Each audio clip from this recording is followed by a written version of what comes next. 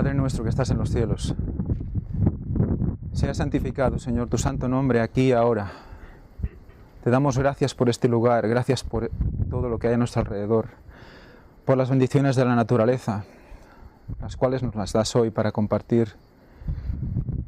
Ayúdanos, Padre, a abrir nuestros corazones, a estar presentes y no estar despistados, a estar atentos a todo lo que ha de decirse hoy, Señor, porque es para prepararnos para ti, para entrar en comunión contigo.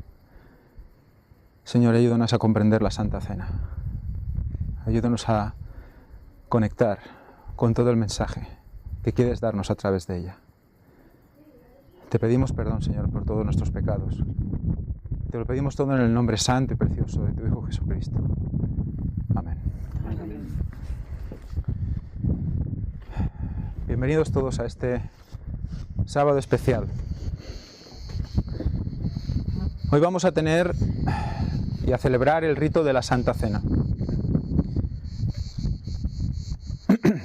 Este rito es muy especial. Hoy vamos a intentar sumirnos de lleno, comprender qué significa y concentrarnos sobre todo en lo que es el servicio preparatorio. Conocemos la Santa Cena, sabemos que se parte el pan, se comparte el vino, mosto, pero sabemos que antes hay algo. Hay un lavado de pies. Y vamos a concentrarnos hoy en ese momento. Puesto que luego también se va a hablar de los momentos de la Santa Cena cuando Cristo dijo las palabras que dijo. He creído conveniente concentrarnos en esa parte, porque va a ser una parte que nos va a preparar para ese momento. Y vamos a ver que la preparación para ese momento es el tipo de otra preparación. Entendedme, tipo antitipo. O sea, es un símbolo de otra preparación mayor. Para ello vamos a ver los orígenes de la Santa Cena. Lo que antes era la Cena de Pascua. Y para ello vamos a leer Éxodo 12. Éxodo 12, del 1 al 14. Dice así: Habló Jehová a Moisés y a Aarón en la tierra de Egipto, diciendo: Este mes os será principio de los meses. Para vosotros será este el primero de los meses del año. ¿Cuál era ese mes? Abib. Por lo tanto, primavera. Hablad a toda la congregación de Israel diciendo: En el 10 de este mes tómese cada uno un cordero, según las familias de los padres, un cordero por familia. Mas si la familia fuera tan pequeña que no baste para comer el cordero, entonces él y su vecino, inmediato a su casa, tomarán uno según el número de las personas, conforme al comer de cada hombre, haréis la cuenta sobre el cordero. O sea que había para todos y de sobra. Muy interesante este concepto también, ¿eh? El animal será sin defecto, macho de 1 año. Lo tomaréis de las ovejas o de las cabras. Macho de 1 año. Vamos a ver la primera simbología. Es muy interesante la palabra. Sabemos que el Cordero representa a Cristo. Es el Cordero de Dios que quita el pecado del mundo. Sabemos que esa Pascua, que fue la liberación del pueblo hebreo de Egipto, está representando el momento de su muerte, cuando con su sangre nos libera. Por eso esa sangre se puso en los dinteles y en los pilares de las puertas, para que cuando viniera el ángel exterminador, los hebreos quedaran libres. ¿Para poder qué? Irse. ¿Para encontrarse con quién? Con Dios. Para encontrarse con Dios. Vamos viendo ya esa similitud interesante, ¿eh? Año. Año es Shané.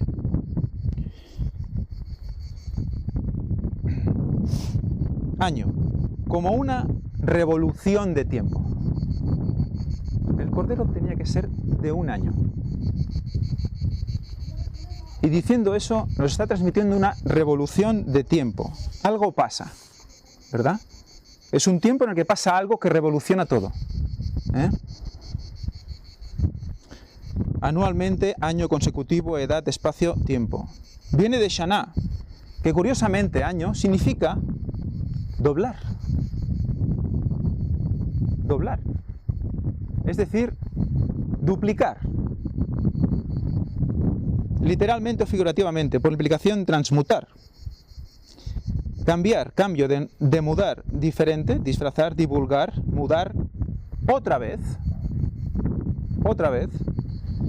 pago, pervertir, por un significado negativo, repetir y segundo golpe. ¿Qué nos está diciendo ya? Nos está diciendo que hay dos cosas, dos eventos, revoluciones del tiempo, dos revoluciones del tiempo. Solo con la palabra año ya nos dice que hay dos revoluciones, cosas que se van a repetir en el tiempo. Y cuando Dios repite una cosa 2 veces, por la misma palabra de Dios sabemos qué quiere decir. En José nos lo explica. ¿Qué quiere decir? Que se ratifica, que es una cosa que es inamovible. Por eso cuando Jesús dice de cierto os digo, ¿no? La doble repetición siempre es una confirmación, decir eso es perpetuo. Es palabra de Dios y no se puede mover. Por lo tanto ya tenemos que ese cordero tenía una repetición doble en lo que le pasaba a ese cordero, en la muerte y en la sangre. Y lo guardaréis hasta el día 14 de este mes y lo inmolará toda la congregación del pueblo de Israel entre las 2 tardes. Por lo tanto tenían todo el día, desde la tarde del 13 hasta la tarde del 14. Y tomarán la sangre y la pondrán en los 2 postes y en el dintel de las casas en que lo han de comer. Y aquella noche comerán carne asada al fuego y panes sin levadura con hierbas amargas lo comerán. Ninguna cosa comeréis de él cruda ni cocida en agua, sino asada al fuego, su cabeza, sus pies, sus entrañas. Ninguna cosa dejaréis de él hasta la mañana. Lo que quedare hasta la mañana lo quemaréis en el fuego. Y lo comeréis así. Y este versículo es paralelo a lo que vamos a leer luego del capítulo 71 del Deseo de todas las gentes. Dice: ceñidos vuestros lomos, vuestro calzado en vuestros pies y vuestro bordón en vuestra mano. ¿Qué era el bordón? El bordón era el cayado. O sea, ¿eso qué era? ¿Qué disposición era? ¿Para qué? Para ir a reunirse con su Señor. Preparados para irse. Por lo tanto, ya estaban, cuando comían, ya se habían preparado antes para encontrarse con el Señor. En eso vamos a expandirnos hoy. Y lo comeréis apresuradamente en la Pascua de Jehová, pues yo pasaré aquella noche por la tierra de Egipto y heriré a todo primogénito de la tierra de Egipto, así de los hombres como de las bestias, y ejecutaré mis juicios en todos los dioses de Egipto, yo Jehová. Cuando Cristo vuelva, habrá unos que se salvarán y habrá otros que morirán. Por lo tanto, ya nos está haciendo una idea ya de juicio. En lo que está representando la muerte de Cristo, año 31, ya nos está recordando que habrá un juicio, año 2031. Año, doble, duplicar. En la misma lectura hay 2 significados. Y la sangre os será por señal en las casas donde vosotros estéis, y veré la sangre y pasaré de largo en cuanto a vosotros, y no habrá en vosotros plaga de mortandad cuando hiera la tierra de Egipto. Y este Dios será en memoria. En memoria. Recordamos las palabras de Jesús, ¿no? En la Santa Cena. Haced esto en memoria de mí. Y lo celebraréis como fiesta solemne para Jehová durante vuestras generaciones, por estatuto perpetuo lo celebraréis. Más adelante, en el 12:40, nos recuerda que fueron 430 años de cautiverio. Por lo tanto, numéricamente ya tenemos 4 más 3, 7. Ya tenemos un 7º milenio. Así que otra vez esa duplicidad. En el año, a los 430 años, es liberado el pueblo. Y en Pascua. Así que constantemente tenemos ese mensaje implícito en la liberación del pueblo. Esa cena de Pascua que recordaba todo lo que hemos leído ahora, curiosamente tenía que ser una cena. ¿Y por qué una cena? ¿Cuál era la comida más importante del día para los hebreos? La comida donde se juntaban en familia, donde se reunían, se explicaban lo que había durante el día, donde había más conexión, más familiaridad, más unión, más comunión entre ellos, era en la cena. Por eso, esa simbología de la cena. Vamos a leer Mateo 26, 29. Mateo 26, 29.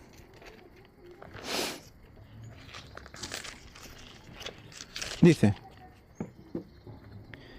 y os digo que desde ahora no beberé más de este fruto de la vid hasta que aquel día en que lo beba nuevo con vosotros, hasta aquel día que lo beba nuevo con vosotros en el reino de mi Padre. Eso es en medio de la Santa Cena. Y ahí, ¿qué está diciendo? Que no lo beberá más hasta que lo beba con nosotros en el reino de su Padre. ¿Y eso cuándo será? Cuando vuelva, ¿verdad? Por lo tanto, está conectando de nuevo, ¿qué? La cena, la Santa Cena, con el momento de la venida de Cristo. Por lo tanto, conectando otra vez la Pascua con la segunda venida de Cristo. En Lucas 22, 18, dice lo mismo pero con una connotación diferente. Lucas 22, 18, dice: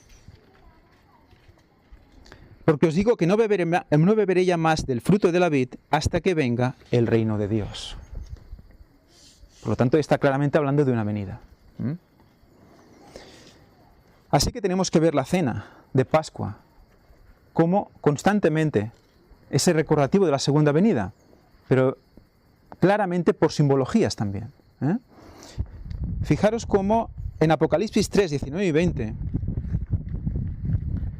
en Apocalipsis 3, 19 y 20,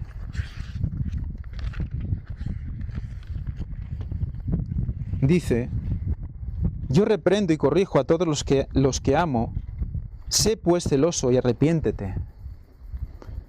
He aquí yo estoy a la puerta y llamo. Si alguno oye mi voz y abre la puerta, entraré a él y cenaré con él. Y cenaré con él. Otra vez está recurriendo a la cena. Y él conmigo. ¿Cuál es el anhelo de Jesús? Cenar con nosotros. Y lo simboliza en la Santa Cena y nos dice que volverá a hacerlo cuando vuelva. Constantemente paralelismos con lo mismo. Por lo tanto, la cena de Pascua nos está hablando de la primera y nos está hablando de la segunda. Nos está hablando de cómo el tipo de la cena de Pascua ahí se cumple, porque al día siguiente Cristo iba a ser crucificado, y a la vez nos está diciendo que Cristo vendría en un tiempo concreto. Pues que resulta, si vemos Éxodo 19, 1, 10, 11, 16 y 18, nos habla de que justo 3 meses después de la Pascua, en el mismo día que se cumplían los 3 meses, llegan al monte Sinaí. ¿Y qué pasa en el monte Sinaí? ¿Quién desciende en el monte Sinaí? Desciende Dios mismo, ¿no? Por lo tanto, salen de Egipto para reunirse con Dios. Y justamente ese camino, después de todo lo que pasaron, dura 3 meses, y dice el texto, si lo leéis, dice 3 meses después, en el mismo día. ¿Qué quiere decir? El 15 de Abib salieron, y el 15 de Tamuz, casualmente, un nombre muy interesante, llegan a Sinaí. Y ahí les dice Dios que se preparen Estamos otra vez en la preparación, ¿verdad? Que se preparen. Durante 2 días se laven y se preparen, porque al tercer día, lo dice más adelante, descenderé sobre la montaña. O sea que más paralelismos no pueden haber. Más no pueden haber. Sabiendo lo que sabemos con lo que significa el tercer milenio, el número 3.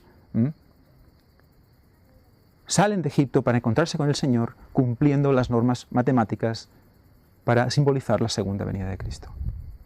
En el año concreto. Pues si nos ponemos también a nivel literal, 3 meses, si ponemos tercer milenio, después de la Pascua del 31, sería 2031. Es que es clavado, ¿vale?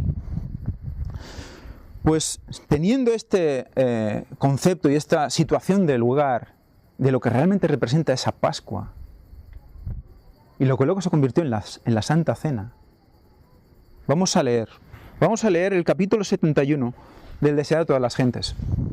Lo vamos a leer entero, porque no he encontrado una parte para quitar. Capítulo 71. Y ahora es cuando os voy a pedir un ejercicio de imaginación. Quiero que cada uno de nosotros, me gustaría que cada uno de nosotros estuviera en esa cena. ¿De acuerdo? Ahora vamos a hacer un traslado y vamos a ponernos hace 2000 años y vamos a estar en la cena. Y vamos a quizás identificarnos con alguno de los integrantes de esta cena. Y vamos a ver qué ve Jesús en ellos. Y vamos a meternos hasta el fondo. Y va a tocar corazones, porque lo que está aquí escrito, lo que Elena White está escribiendo aquí es impresionante. Los detalles que muestra de cómo Jesús reacciona, cómo los discípulos reaccionan. Es una preparación, recordemos, Se preparan para la comunión con Dios. ¿Cuál es el momento que será la comunión consumada con Dios? ¿Cuándo habrá la comunión definitiva con Dios? Cuando viene, ¿no? Hay que verlo con este paralelismo. ¿Por qué? Porque hemos visto que la Pascua, ¿qué estaba representando todo eso, verdad? Dice así, se titula Un siervo de siervos. En el aposento alto de una morada de Jerusalén, Cristo estaba sentado en la mesa con sus discípulos. Se habían reunido para celebrar la Pascua. El Salvador deseaba observar la fiesta a solas con los 12. ¿Qué tenemos aquí? Intimidad. Quiere intimidad con nosotros. Sabía que había llegado su hora. Él mismo era el verdadero Cordero Pascual. Y en el día en que se comiera la Pascua, Él sería sacrificado. Estaba por beber la copa de ira. Pronto iba a recibir el bautismo final de sufrimiento, pero todavía le quedaban algunas horas de tranquilidad. Y quería emplearlas para beneficio de sus discípulos amados. Está a punto de sufrir como nunca nadie sufrirá, y lo que piensa es en estar con los suyos. Piensa en los suyos, antes que en Él. Para beneficio de sus discípulos amados. Toda la vida de Cristo había sido una vida de servicio abnegado. La lección de cada uno de sus actos había sido: no vine para ser servido, sino para servir. Fijaros, esto me recuerda mucho a muchos adolescentes de hoy en día. Muchos jóvenes. Han venido para que les sirvan. Han venido para que les sirvan. Pero no uno, todos. Y entonces se encuentran bien. En cambio, Jesús vino a servir. ¿Qué está consiguiendo Satanás con todo esto? Pero los discípulos todavía no habían aprendido la lección. Habían estado 3 años y medio con Él, Habían visto todo, pero aún no habían aprendido la lección. En esta última cena de Pascua, Jesús repitió su enseñanza mediante una ilustración que la grabó para siempre en su mente y corazón. Las entrevistas de Jesús con sus discípulos eran generalmente momentos de gozo sereno, muy apreciados por todos ellos. Las cenas de Pascua habían sido momentos de especial interés, pero en esta ocasión Jesús estaba afligido. Su corazón estaba apesadumbrado y una sombra descansaba sobre su semblante. Al reunirse con los discípulos en el aposento alto, percibieron que algo lo apenaba en gran manera, y aunque no sabían la causa, simpatizaban con su pesar. Mientras estaban reunidos alrededor de la mesa, dijo en tono de conmovedora tristeza: «Cuánto he deseado comer con vosotros esta Pascua antes que padezca. Porque os digo que no la comeré más hasta que se cumpla en el reino de Dios». Y habiendo tomado la copa, dio gracias y dijo: «Tomad de esto y repartidlo entre vosotros, porque os digo que no beberé más del fruto de la vid hasta que el reino de Dios venga». Los dos versículos que hemos leído. Cristo sabía que para él había llegado el tiempo de partir del mundo e ir a su Padre. Y habiendo amado a los suyos que estaban en el mundo, los amó hasta el fin. Ahora estaba en la sombra de la cruz, y el dolor torturaba su corazón. Recordad, somos los discípulos, estamos alrededor de él, no comprendemos qué pasa.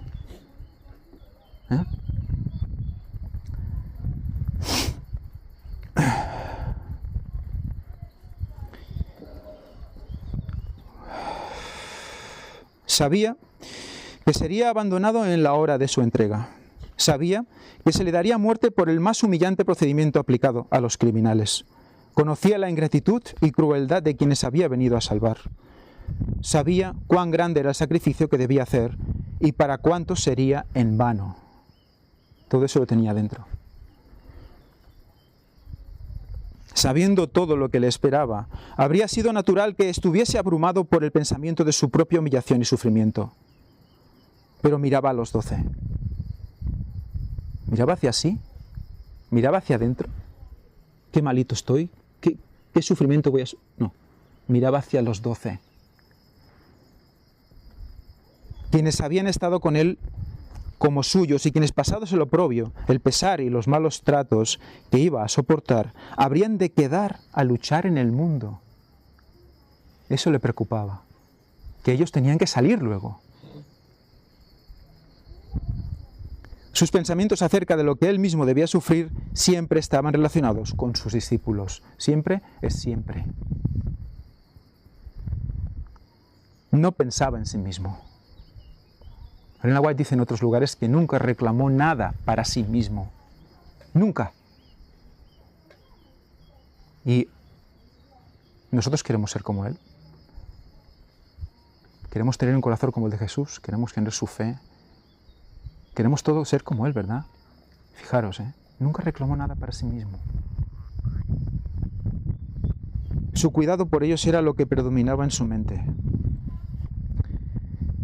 En esta última noche con sus discípulos, Jesús tenía mucho que decirles. Fijaros aquí, muy interesante esto. Si hubiesen estado preparados para recibir lo que anhelaba impartirles, se habrían librado de una angustia desgarradora. De desaliento e incredulidad. Pero Jesús vio que no podían soportar lo que él tenía para decirles. Fijaros qué interesante, ¿Qué querría decirles? ¿Qué quería decirles? ¿Que volvía pronto?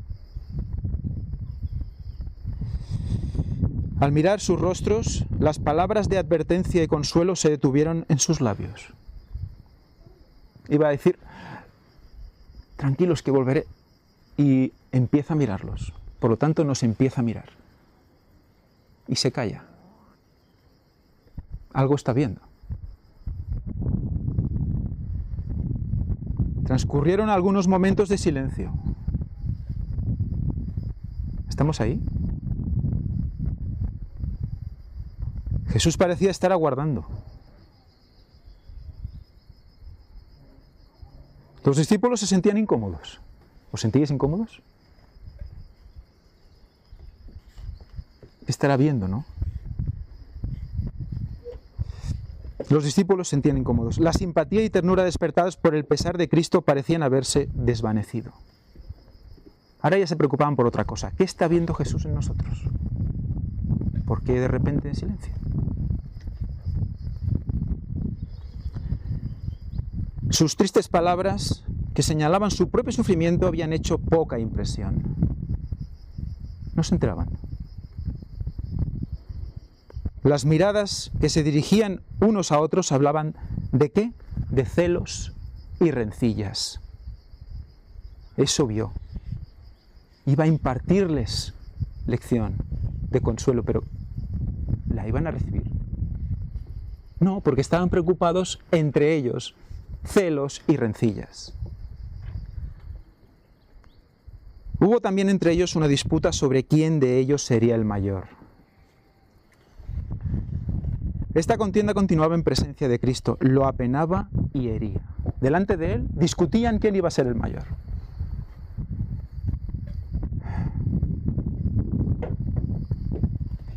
Los discípulos se aferraban a su idea favorita de que Cristo iba a hacer valer su poder y ocupar su puesto en el trono de David.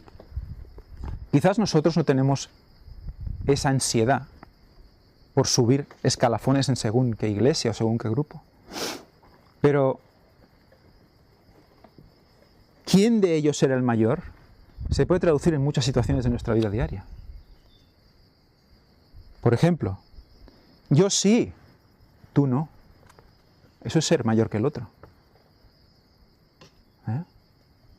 O yo más. ¿No? Tú tienes la culpa, yo no.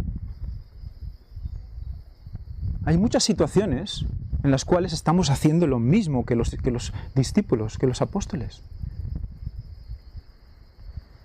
Yo amo más que tú. Hay muchas situaciones, y aunque no lo digamos, por eso posiblemente lo pensemos.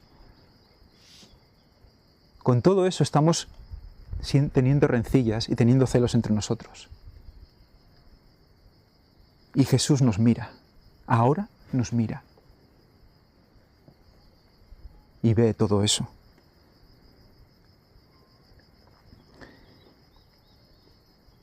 Y en su corazón cada uno anhelaba tener el más alto puesto en el reino. Habían colocado su propia estima por encima de sí mismos y por encima de la de los otros. En vez de considerar más dignos a sus hermanos, cada uno se había puesto en primer lugar. ¿Y esa no es la tendencia natural del hombre? ¿No es la tendencia de la sociedad en la que vivimos? Yo primero. ¿Tú lo vales? ¿Te lo mereces? Eso es lo que nos están vendiendo. La petición de Juan y Santiago, fijaros, Juan y Santiago, de sentarse a la derecha y a la izquierda del trono de Cristo había excitado la indignación de los demás. El que los dos hermanos se atreviesen a pedir el puesto más alto airó tanto a los 10 que presagiaba una alienación.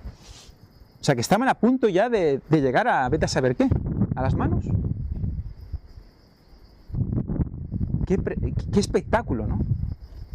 Eran los 12 apóstoles, ¿eh? Qué espectáculo. Consideraban que se los había juzgado mal. Ese juicio a mí no me vale. Yo soy mayor. Yo merezco más. Y que su fidelidad y talentos no eran apreciados. Yo lo valgo. ¿Por qué? ¿Por qué yo no puedo estar por encima del otro si yo tengo más talento que él? Judas era el más severo con Santiago y Juan. Aquí Judas estaba en su salsa. Judas estaba en su salsa. Es lo que él quería. Cuando los discípulos entraron en el aposento alto, sus corazones estaban llenos de resentimiento. Judas se mantenía al lado de Cristo, a la izquierda. Juan estaba a la derecha. ¿Os suena de algo esto? Muy interesante, ¿verdad? ¿El ladrón bueno a la derecha y el ladrón malo a la izquierda? ¿A la derecha las ovejas y a la izquierda los cabritos? Ya queriendo acercarse a Cristo, Judas cumplía profecía, cumplía todo. Si había un puesto más elevado que otros, Judas estaba resuelto a obtenerlo. Y ese espíritu era el que estaba dominando a todos. Y se pensaba que este puesto estaba al lado de Cristo. Cuanto más cerca, más poder. Físicamente, claro. Y Judas era un traidor. Había surgido otra causa de disensión. Era costumbre, en ocasión de una fiesta, que un criado lavase los pies de los huéspedes, y en esta ocasión se habían hecho preparativos para este servicio. La jarra, el lebrillo y la toalla estaban allí, listos para el lavamiento de los pies. Todo preparado. En medio de este jaleo. Pero no había siervo presente. Y les tocaba a los discípulos cumplirlo. Les tocaba a ellos. Pero cada uno de los discípulos, cediendo al orgullo herido, resolvió no desempeñar el papel de siervo. Muy bien. ¿Se puede ser siervo en pleno orgullo? ¿En qué estaban ellos discutiendo? ¿Quién era el mayor? En plena discusión de orgullo herido, no podían ver ¿qué? Lo que tenían que cumplir en ese momento, la misión que tenían en ese momento. Por lo tanto, no les dejaba ver su trabajo. Es lo mismo que ahora nosotros, ¿no? Si nosotros estamos pensando solo en nuestras conveniencias, no vamos a ver lo que realmente hay que predicar y qué trabajo hay que hacer. Todos manifestaban una despreocupación estoica, al parecer inconscientes de que les tocaba hacer algo. Hipnotizados. Por medio de su silencio rehusaban humillarse. ¿Cómo iba Cristo a llevar a estas pobres almas, donde Satanás no pudiese obtener sobre ellas una victoria decisiva? Todo esto estaba en la mente de Cristo, ¿vale? ¿Qué hago ahora con estos apóstoles? ¿Qué hago con ellos? Para que no queden relegados en el campo de Satanás. ¿Cómo podría mostrarles que la mera profesión del discipulado no los hacía discípulos ni les aseguraba un lugar en su reino? Solo por ser de una iglesia no eres discípulo de Cristo. Eso estaba diciendo. ¿Cómo podría mostrarles que es el servicio amante y la verdadera humildad lo que constituye la verdadera grandeza? ¿Esto es lo que nos enseña el mundo? ¿Que la verdadera humildad es lo que es realmente la verdadera grandeza? El mundo nos dice que si tenemos 50 sirvientes debajo nuestro, somos mayores que ellos. Y que servir, somos inferiores que ellos. Por lo tanto, es totalmente contrario a lo que dice la palabra de Dios. La verdadera grandeza está en la verdadera humildad. Mateo 25:45. Mateo 25:45.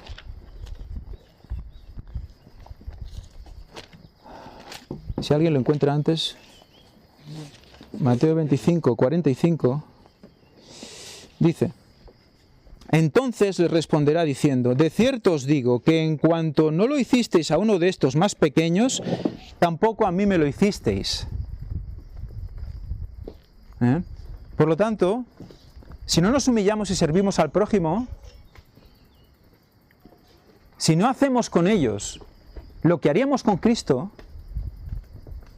porque dice él que cada uno de esos pequeñitos era como si se lo hicieran a él, si no lavamos los pies a nuestro hermano como si fuera Cristo, realmente no estamos participando de la verdadera humildad, que es la verdadera grandeza en él. ¿Cómo habría de encender el amor en su corazón y habilitarlos para comprender lo que anhelaba decirles?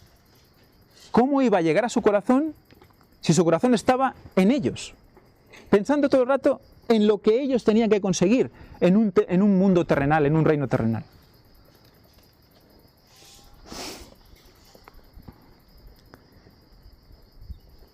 Los discípulos no hacían ningún ademán de servirse unos a otros. Aún seguían ahí. Estamos ahí aún, ¿no? Estamos imaginándonos ahí aún, ¿no? Estamos ahí, aún sin movernos. Jesús aguardó un rato para ver lo que iban a hacer. Luego él, el Maestro Divino, se levantó de la mesa. Poniendo a un lado el manto exterior que habría impedido sus movimientos, tomó una toalla y se ciñó. se la ató a la cintura. Con sorprendido interés los discípulos miraban y en silencio esperaban para ver lo que iba a seguir. ¿Qué iba a hacer? Luego puso agua en un lebrillo y comenzó a lavar los pies de los discípulos y a enjugarlos con la toalla con que estaba ceñido.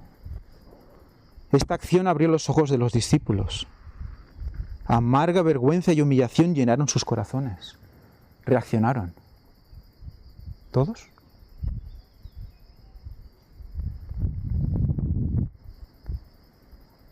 Entendieron el mudo reproche. Jesús hablaba muy alto sin decir nada. Y se vieron desde un punto de vista completamente nuevo. Ese hecho abrió los ojos y se miraron de nuevo. Así expresó Cristo, ¿qué? Su amor por sus discípulos. Por lo tanto, el servicio es amor. Está relacionando servir con amar. ¿En nuestra vida tenemos eso? ¿Estamos amando? El espíritu egoísta de ellos lo llenó de tristeza. Nuestro espíritu egoísta lo está llenando de tristeza. Pero no entró en controversia con ellos acerca de su dificultad. En vez de eso, o sea, no empezó, ¿no? ¿Qué está pasando? ¿Por qué no? No empezó.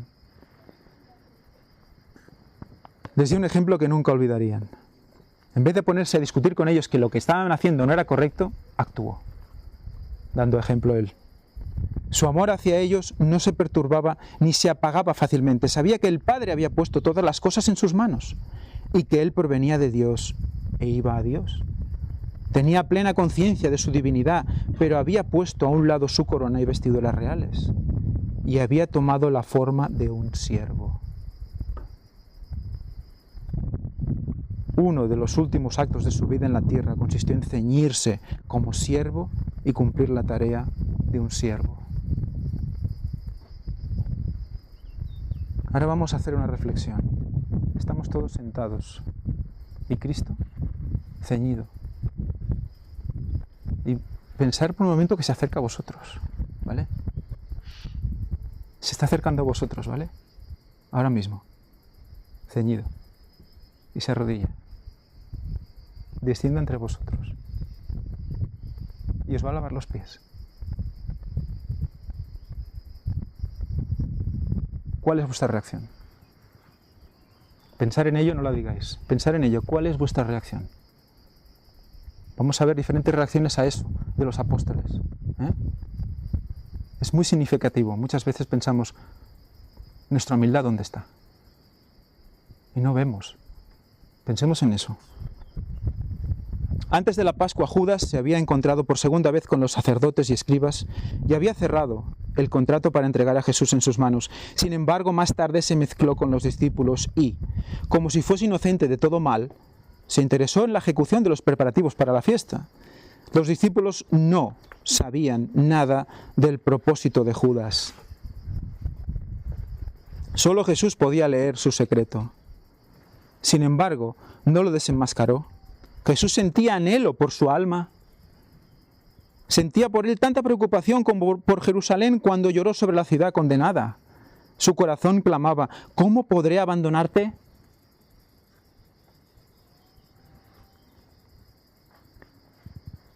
El poder constrictivo de ese amor fue sentido por Judas. Fijaros en esto, ¿vale?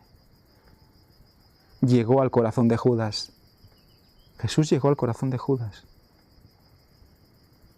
Mientras las manos del Salvador estaban bañando esos pies contaminados y secándolos con la toalla, el corazón de Judas se conmovió por completo, con el impulso de confesar entonces y allí mismo su pecado.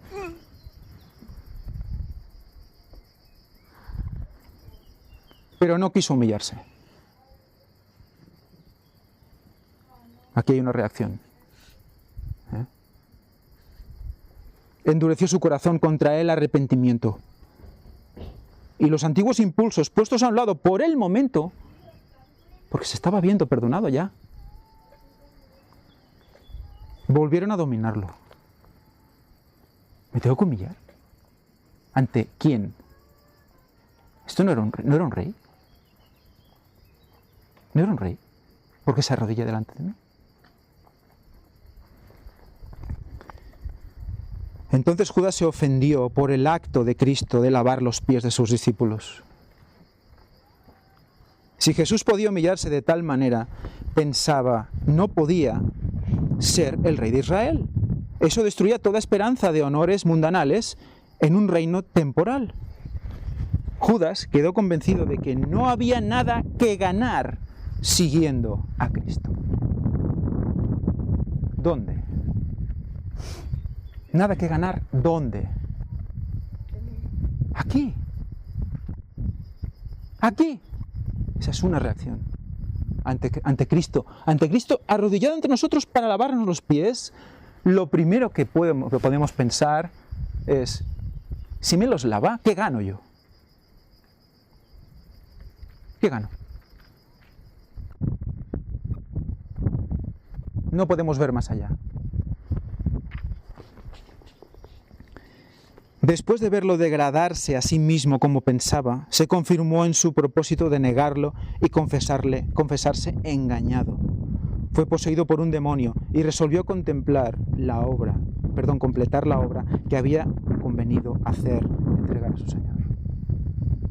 En ese momento el demonio tiene la puerta abierta. Tuvo la posibilidad, Judas, de cerrarla. Pero no. Yo quiero un reino aquí, ahora. Judas, al elegir un puesto en la mesa, había tratado de colocarse en primer lugar y Cristo, como siervo, lo sirvió a él el primero, sabiéndolo, que le iba a traicionar. Lo trató igual que a los demás. Juan, hacia quien Judas había tenido tan amargos sentimientos, fue dejado hasta lo último. Juan el último, Judas el primero. Pero Juan no lo consideró como una reprensión o desprecio. Mientras los discípulos observaban la acción de Cristo, se sentían muy conmovidos. O sea, Cristo estaba lavando los pies primero a Judas. Y el último quedó Juan.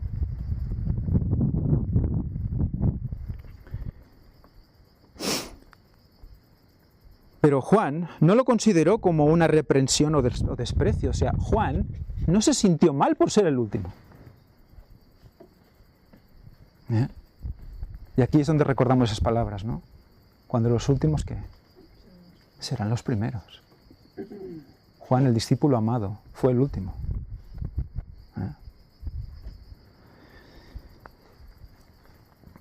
Cuando llegó el turno de Pedro, aquí es la segunda reacción.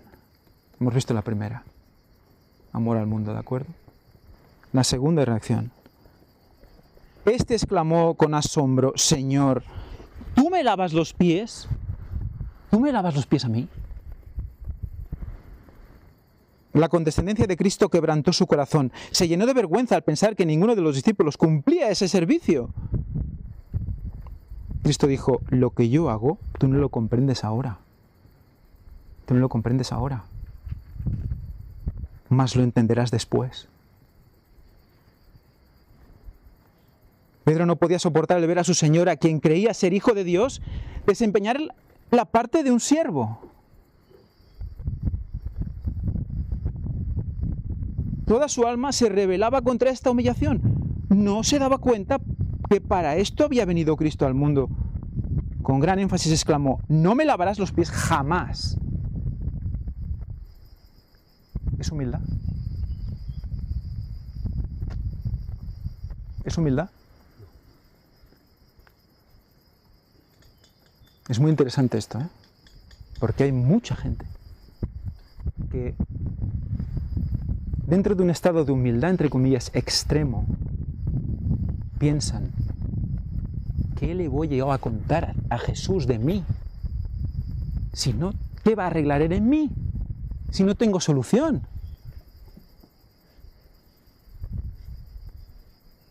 soy tan humilde que no puedo presentarme ante Él. Es un pensamiento erróneo y redirigido por Satanás hacia el mal. Es una falsa humildad, quizá involuntaria, quizá por no conocer, pero es una humildad falsa. Vamos a ver más. Solemnemente Cristo dijo a Pedro, si no te lavare no tendrás parte conmigo. Por lo tanto, si Jesús no nos lava los pies, no podemos tener parte con Él. ¿Tenemos que participar de la Santa Cena? ¿Tenemos que participar del lavado de pies?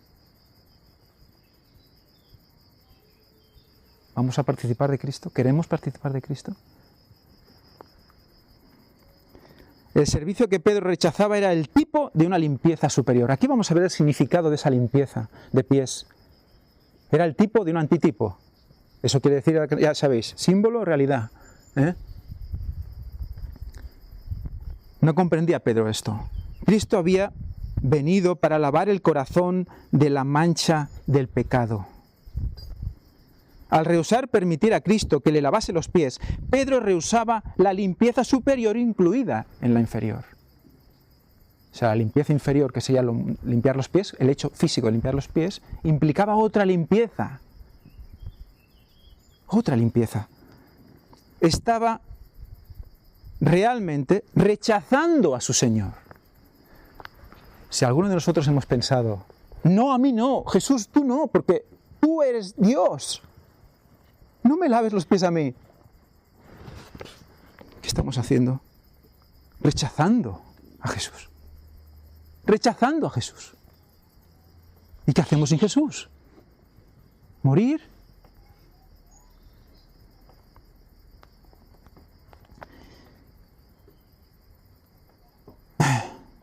No es humillante para el Maestro que le permitamos obrar nuestra purificación.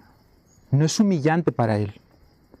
La verdadera humildad consiste en recibir con corazón agradecido cualquier provisión hecha en favor de nosotros. Esa es la verdadera humildad. Y en prestar servicio para Cristo con fervor. O sea, todo lo que está dispuesto del cielo para nosotros, debemos recibirlo con humildad. No rechazarlo con humildad. Recibirlo con humildad. Es un concepto diferente. Porque en la muerte de Cristo hay provisión para nosotros de todo. Todo es nuestro. Dice la Escritura. Todo en Él. ¿Vamos a negarlo, a rechazarlo porque todo es mucho? No, no me lo merezco. Claro que no. Pero en Él sí, porque Él es el que ve Dios. A Él es el que ve el Padre, ¿no? Al oír estas palabras, si no te lavare, no tendrás parte conmigo, Pedro renunció a su orgullo y terquedad y no podía soportar el pensamiento de estar separado de Cristo. Habría significado la muerte para él. Dijo, no solo mis pies, sino también las manos y la cabeza. Jesús le dijo, el que está lavado no necesita sino lavarse los pies, pues está todo limpio. Entonces, ¿estamos limpios? ¿Por qué nos tenemos que lavar los pies solo? ¿Por qué?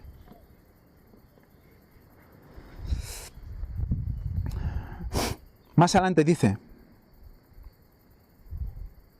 un poquito más adelante dice, así Pedro y sus hermanos habían sido lavados en la gran fuente abierta para el pecado y la impureza. Cristo los reconocía como suyos. ¿Por qué Cristo los reconocía como suyos? Lo habían visto como el Hijo de Dios, los reconocía como suyos, estaban limpios. Pero les lavaba los pies. ¿Por qué? Cuando nosotros nos bautizamos, que morimos y volvemos a nacer en Cristo, nos limpia con su sangre. Volvemos otra vez a la Pascua. Nos limpia con su sangre. Por lo tanto, estamos limpios. Pero, ¿qué pasa? Vamos a leer más abajo, en el siguiente párrafo. Como Pedro y sus hermanos, nosotros también hemos sido lavados en la sangre de Cristo. Sin embargo, a menudo la pureza del corazón se ensucia por el contacto con el mal. Por lo tanto, una vez salvos, siempre salvos. La misma cena, Santa Cena, nos está diciendo y demostrando que los que argumentan una vez salvos, siempre salvos, es mentira. Está en el Nuevo Testamento. Nos está diciendo con eso que nos bautizamos, sí, nos limpia, vale. Aceptamos a Él, por su sangre somos limpios, pero ¿y el diario? ¿Y el quehacer diario? ¿Y el caminar por el mundo? Siempre hay que morir, cada día hay que morir. Por eso cada día hay que ser lavados por Él. Cada día.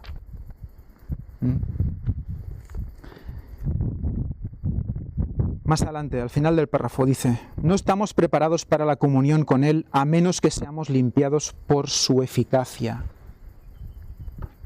Recordemos, esa comunión simbolizaba que también su venida. No estamos preparados para Él, para recibirle, a menos que seamos limpiados por su eficacia. La humildad es recibirle, porque nos sentimos necesitados de Él.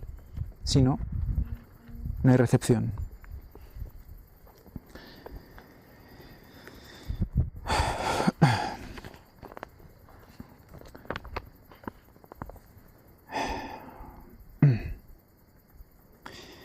Más adelante dice: después que Cristo hubo lavado los pies de los discípulos, se puso la ropa que se había sacado, se sentó de nuevo y les dijo: ¿sabéis lo que os he hecho? Nos lo está diciendo a nosotros, ¿eh? Estamos ahí sentados.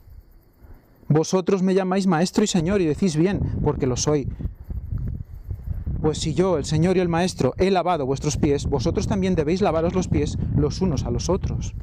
Porque ejemplo os he dado, para que como yo os he hecho, vosotros también hagáis. De cierto os digo, el siervo no es mayor que su Señor, ni el enviado es mayor que el que le envió.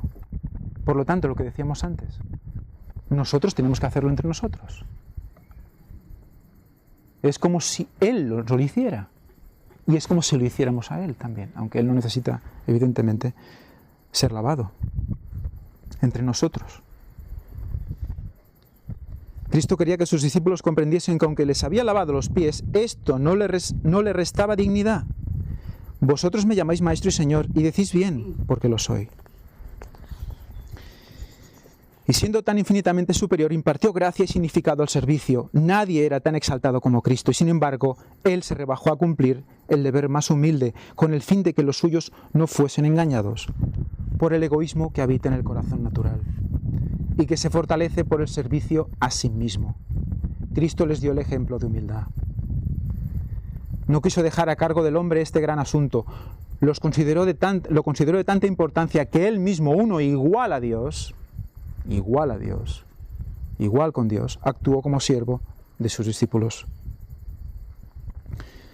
Mientras estaban contendiendo por el puesto más elevado, el ser ante quien toda rodilla ha de doblarse, a quien los ángeles de gloria se honran en servir, se agachó para lavar los pies de quienes lo llamaban Señor.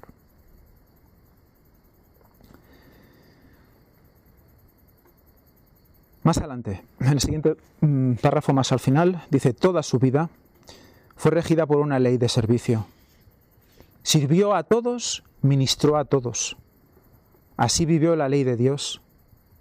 Y por su ejemplo nos mostró cómo debemos obedecerla nosotros.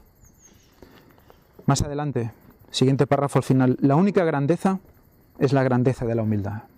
La única grandeza es la grandeza de la humildad. No hay más grandezas. No hay otras grandezas. El resto de grandezas son historias. Son engaños de Satanás para desviarnos de la verdadera grandeza. En el servicio está la humildad, la verdadera grandeza. Más adelante, siguiente párrafo por el medio: quería enseñar algo más que el lavamiento de los pies de los huéspedes para quitar el polvo del viaje. Cristo estaba instituyendo un servicio religioso.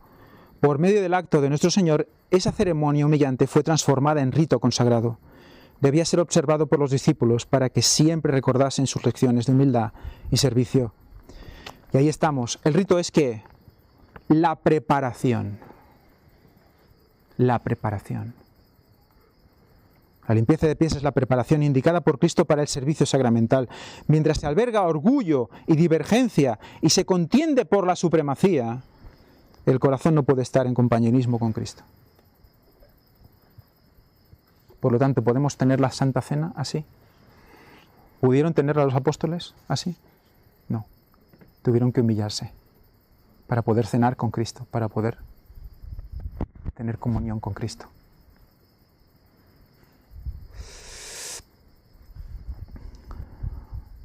No estamos preparados para recibir la comunión de su cuerpo y su sangre, si estamos así. Por eso Jesús indicó que se observase primeramente la ceremonia conmemorativa de su humillación. No se puede ir a hacer la Santa Cena y ya está. Primero hay que humillarse. Primero hay que celebrar la ceremonia del lavado de pies. Seguimos. Al llegar a este rito, los hijos de Dios deben recordar las palabras del Señor de vida y gloria. ¿Sabéis lo que os he hecho? Vosotros me llamáis Maestro y Señor, y decís bien porque lo soy, pues si yo, el Señor y el Maestro, he lavado vuestros pies, vosotros también debéis lavaros los pies los unos a los otros, porque ejemplo os he dado, para que como yo os he hecho, vosotros también hagáis. Debemos recordar eso siempre. De cierto os digo, el siervo no es mayor que su Señor, ni el enviado es mayor que el que le envió. Si sabéis estas cosas, bienaventurados seréis si las hiciereis. Hay en el hombre una disposición a estimarse superior que su hermano. Tenemos esa tendencia. Por eso Ellen White dice, intentad tener siempre una visión, sentiros un poquito inferior a vuestros hermanos, un poco por debajo de ellos. Siempre. Seamos quienes seamos y sean quienes sean ellos.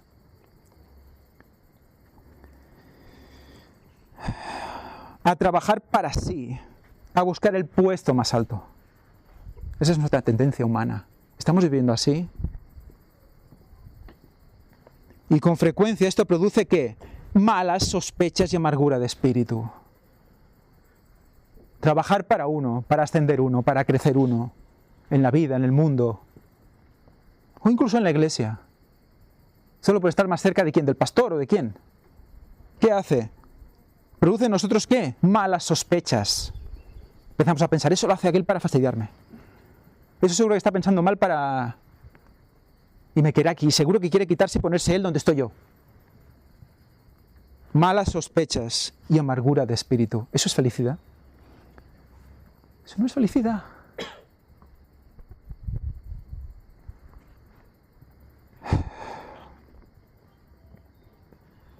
El rito que precede a la cena del Señor está destinado a aclarar esos malentendidos. El rito que precede a la cena del Señor está destinado a aclarar esos malentendidos. ¿Qué tenemos que hacer entonces? Antes de lavar esos pies, de lavarnos unos a otros, aclarar esos malentendidos. Ponernos a bien con el hermano.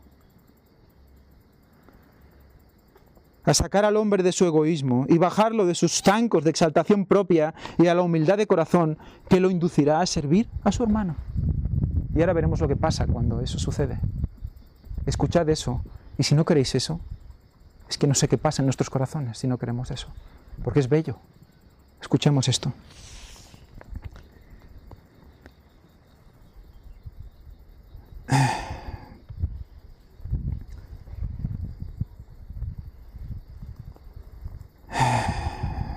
El santo vigilante del cielo está presente en esos momentos. Está el Espíritu Santo ahí. Está Cristo ahí. Para hacer de ellos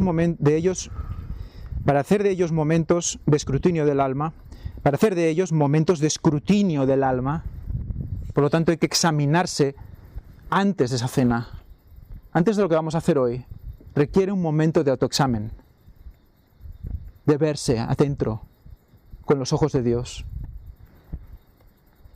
de convicción de pecado y de bienaventurada seguridad de que los pecados están perdonados. Ambas cosas.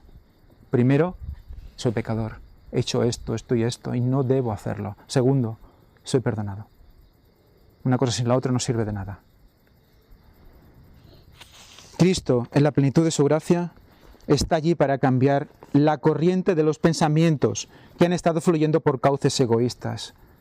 Eso pasa, hay cambios, hay cambios. Es promesa. El Espíritu Santo despierta las sensibilidades de quienes siguen el ejemplo de su Señor. Nos van a despertar hoy. Mientras así se recuerda la humillación del Salvador por nosotros, los pensamientos se eslabonan con los pensamientos. Fijaros ahora lo que pasa, Fijaros. Mientras así se recuerda la humillación del Salvador por nosotros, eso debemos hacer cuando estemos lavando los pies a nuestro hermano. Recordar lo que hizo Cristo. Cuando pasa eso, los pensamientos se eslabonan con los pensamientos. O sea, hay una cadena, hay una cascada de pensamientos. Se evoca una cadena de recuerdos de la gran bondad de Dios y del favor y la ternura de los amigos terrenales. Se recuerdan las bendiciones olvidadas, los favores ultrajados, las bondades despreciadas. Todo eso vamos a recordar si nos humillamos.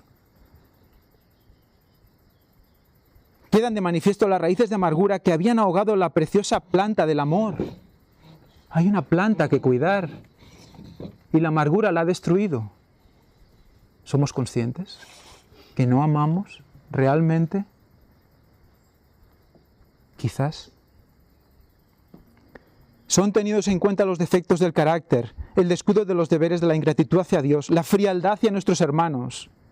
Todo eso se tiene en cuenta en ese momento. Es un examen que va pasando por nuestras mentes y corazones antes de hacer eso. Porque vemos a Cristo arrodillado delante de nosotros. Lo vemos arrodillado delante de nosotros. Y tiene que pasar eso en nosotros. Nos va a lavar los pies. ¿Estamos preparados? ¿Queremos que lo haga?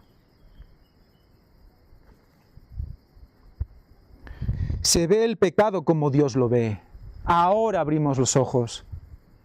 Ahora vemos el pecado como Dios lo ve.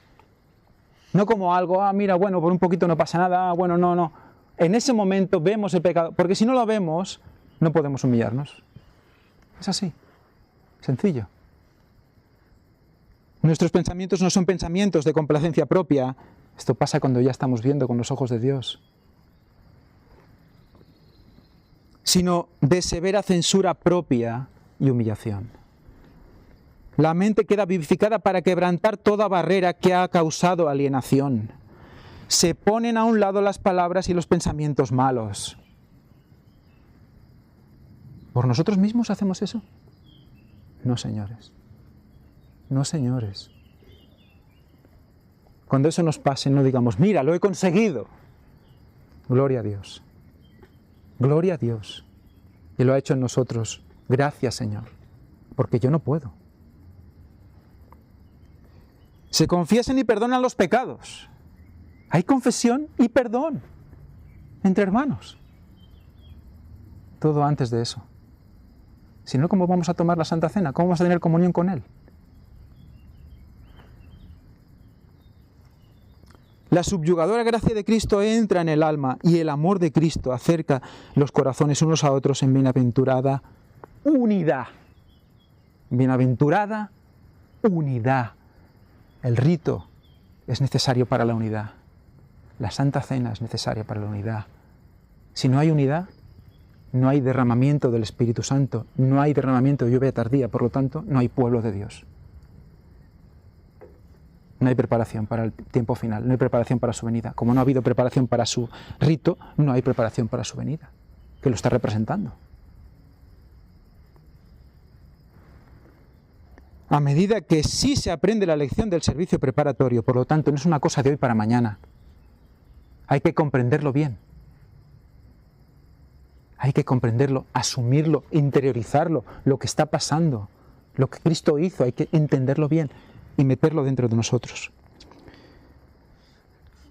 Se enciende el deseo de vivir una vida espiritual más elevada. En ese momento tenemos ganas de estar más cerca de Cristo, más cerca de Él. Quiero crecer en Él. Lo sentimos luego, cuando hemos visto lo que somos, ¿no? Por eso, ¿qué queremos? Que nos lave los pies. No lo contrario. El testigo divino responderá a ese deseo. El alma será elevada. Podemos participar de la comunión con el sentimiento consciente de que nuestros pecados están perdonados. El sol de la justicia de Cristo llenará las cámaras de la mente. Y el templo del alma. Contemplaremos al Cordero de Dios que quita el pecado del mundo. Entonces, Para los que reciben el espíritu de este servicio, jamás puede llegar a ser una mera ceremonia. Jamás. ¿Vamos a comer algo? ¿Vamos a participar porque hay colegas dentro? No.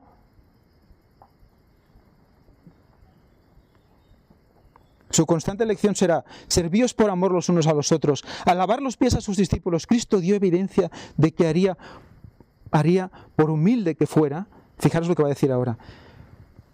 Al lavar los pies a sus discípulos, Cristo dio evidencia de que haría, por humilde que fuera, cualquier servicio que los hiciese herederos con él de la eterna riqueza del tesoro del cielo. Cualquier servicio haría. Cualquiera. Mientras estemos con él. Cualquier cosa para que estemos con él. Sus discípulos, al cumplir el mismo rito, se comprometen del mismo modo a servir a sus hermanos. Cuando vamos a hacer el rito, no es hacerlo e irnos y ya para casa, no. Es hacerlo y luego ¿qué? Seguir. Nos comprometemos a seguir eso con nuestros hermanos. Nos comprometemos a continuar sirviendo a nuestros hermanos. Donde quiera que este rito se celebre debidamente, los hijos de Dios se ponen en santa relación. Donde quiera que se cumpla este rito, estamos entre nosotros en santa relación. Cuando se cumple de esta manera. Para ayudarse y bendecirse unos a otros. Se comprometen a entregar su vida al ministerio abnegado. Cuando estamos haciendo la Santa Cena nos comprometemos como en el bautismo. Nos comprometemos a dar nuestra vida para el servicio. ¿Vamos a hacer eso? Quizás no debamos entonces tomar la Santa Cena. Debemos ser autoexaminados.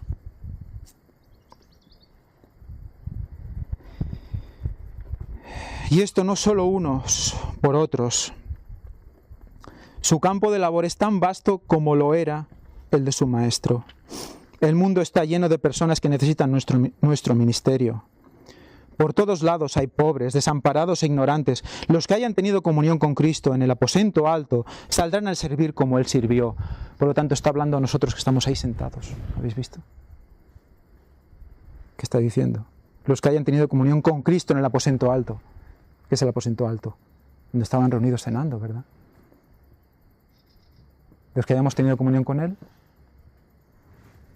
saldremos a servir como Él sirvió. Es serio, ¿verdad? Esto de la Santa Cena.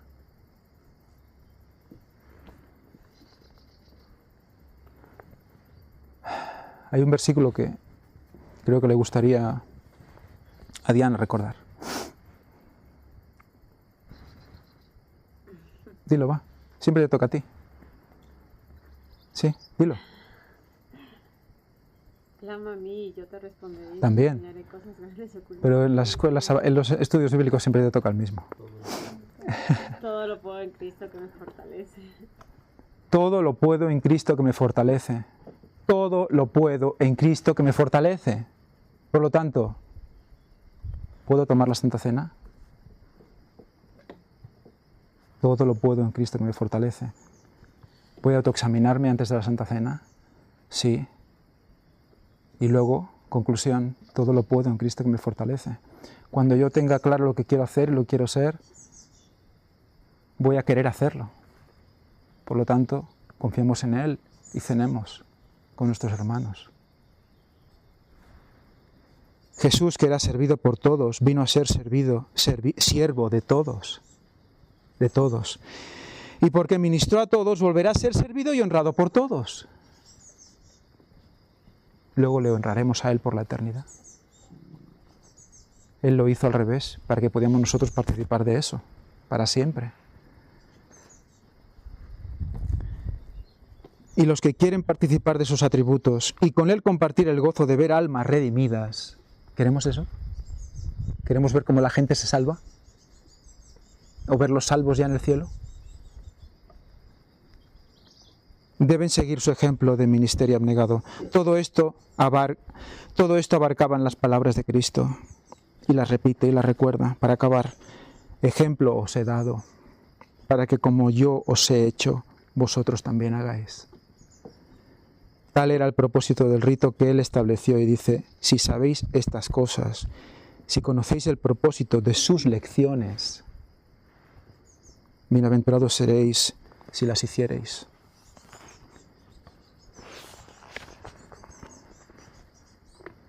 Oremos.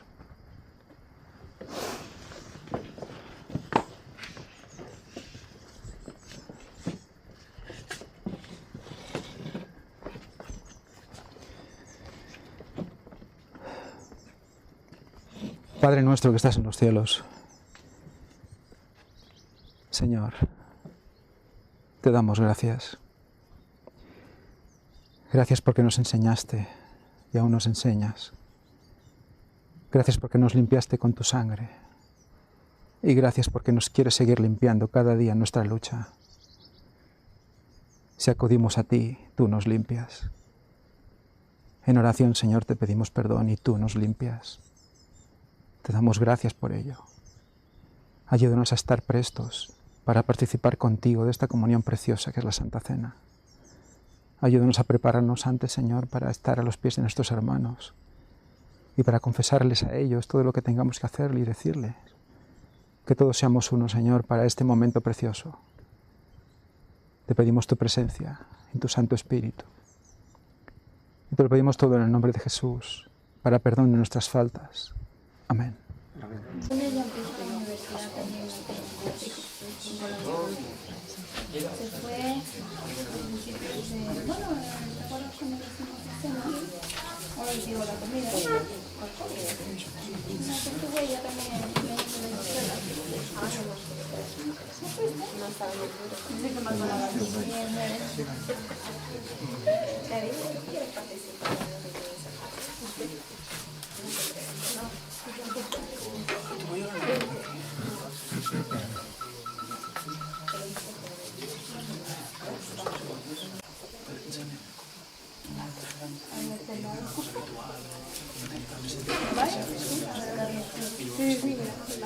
¿Se ve bien la vuelta? ¿El micro? Sí, ahí no. Ah, esto no. Los dos cuerpos, así. Pero ponte más adelante para que se me oiga, ¿no? Sí, se escucha. Bien, hemos tenido un bonito sermón en el cual hemos visto el significado de esto que ahora estamos haciendo, de la Santa Cena. Aquello que Jesús introdujo en el aposento alto, a causa en parte de las diferencias que había entre los discípulos. Eso que se comentaba, de que ninguno quería humillarse, ¿verdad? Ya que no había siervo, ¿no? Y todos querían ser mayor que el otro. Y el maestro se levanta y, tomando la toalla y el lebrillo, lavó los pies a todos. Es lo que hemos hecho, ¿verdad? Como rito, pues, de humildad, tal como se ha dicho, que ninguno debe intentar ser superior a los demás, sino al contrario, ser servidores de los demás.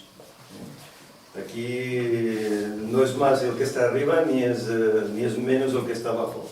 Todos somos iguales ante los ojos del Señor y entre nosotros.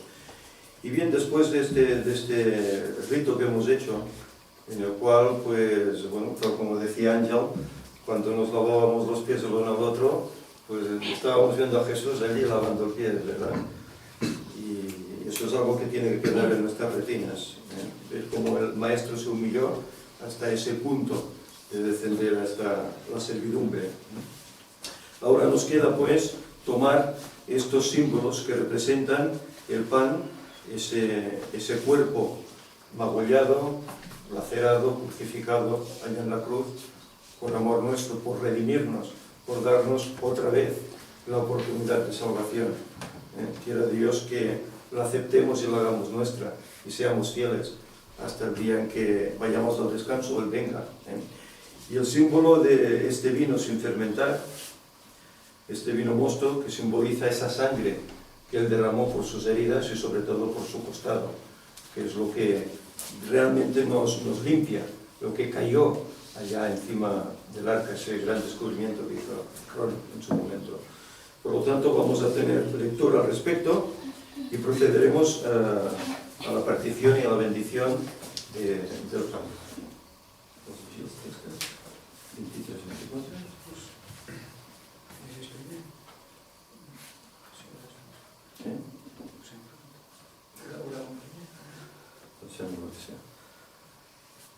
Vamos a orar para el pan.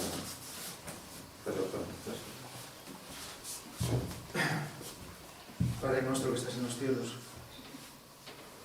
Señor, santificado sea tu nombre.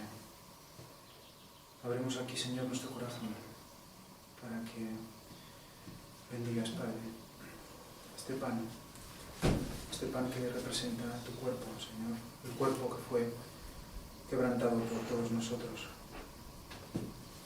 Ayúdanos a recordar que también esa cruz, Señor, está imprimida en cada pedazo de pan que tomamos diariamente, y esto también lo representa. Ayúdanos, Señor, a recordar esto también. Tú nos provees. Te pedimos todo el nombre santo de Jesús. Te pedimos perdón por todos nuestros pecados. Amén. Amén.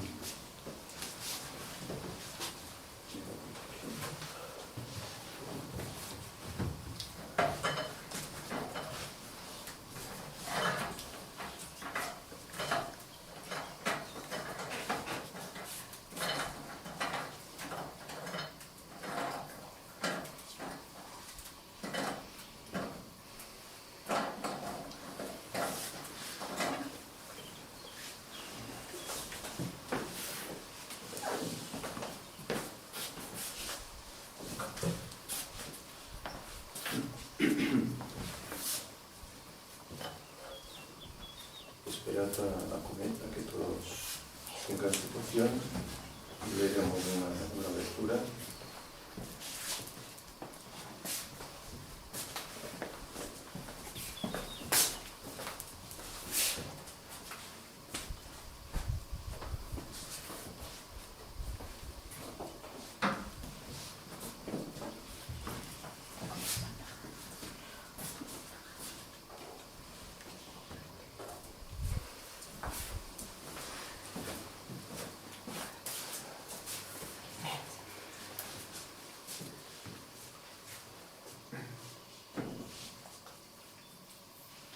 Porque yo recibí de parte del Señor lo que también os he enseñado. Que el Señor Jesús, la noche que fue entregado, tomó pan y después de dar gracias, lo partió y dijo: tomad, comed, esto es mi cuerpo, que por vosotros es partido, haced esto en memoria de mí. Comed.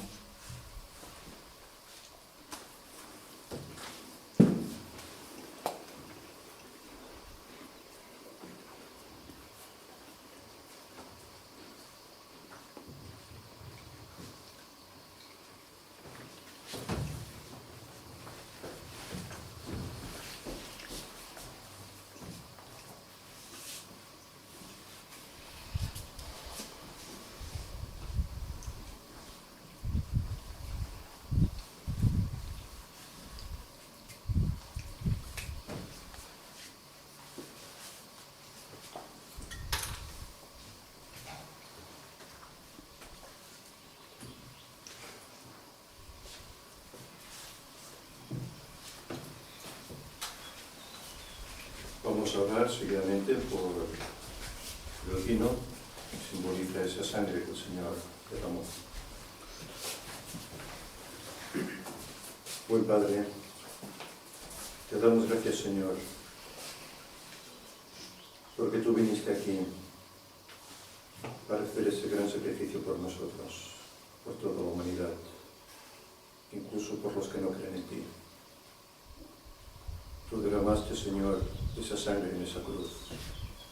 Sufriste por nosotros, por cada uno, para que pudiéramos tener la oportunidad que perdió Adán allá en su caída, y algo que se transmitió a través de él, el pecado. Tú, Señor, nos quieres limpiar de eso, y con ese sacrificio así lo haces. Y creyendo en ti y viviendo según tu voluntad, quieres darnos la salvación. Señor, que así se cumpla en cada uno de nosotros, que cuando vengas a buscarnos estemos allá, dispuestos a seguirte, a ir contigo. Te rogamos, Señor, tu bendición, pues, sobre este símbolo que significa tu sangre derramada, y que recordemos siempre que tú nos amaste tanto que hiciste este gran sacrificio por nosotros. Que lo recordemos todos los días de nuestra vida. En el nombre de Jesús te lo pedimos. Amén. Amén.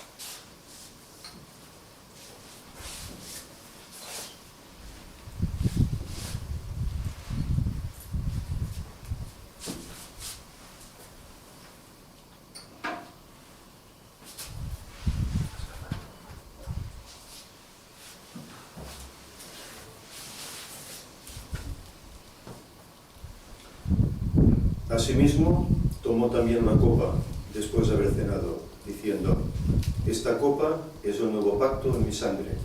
Haced esto todas las veces que la bebierais, en memoria de mí. Bebed todos.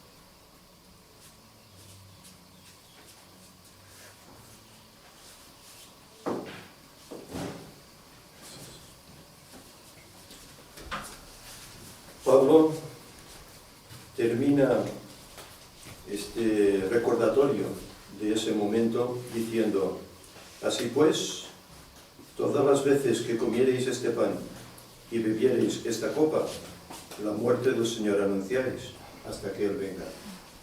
Amén. Amén. Vamos a cantar un himno para despedirnos, para finalizar.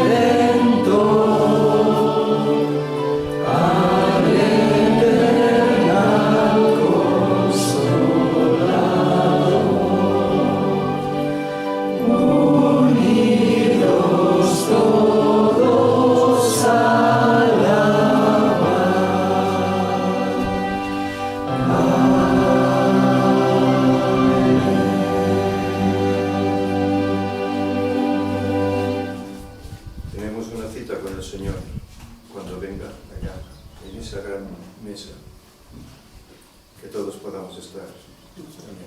Amén. Amén.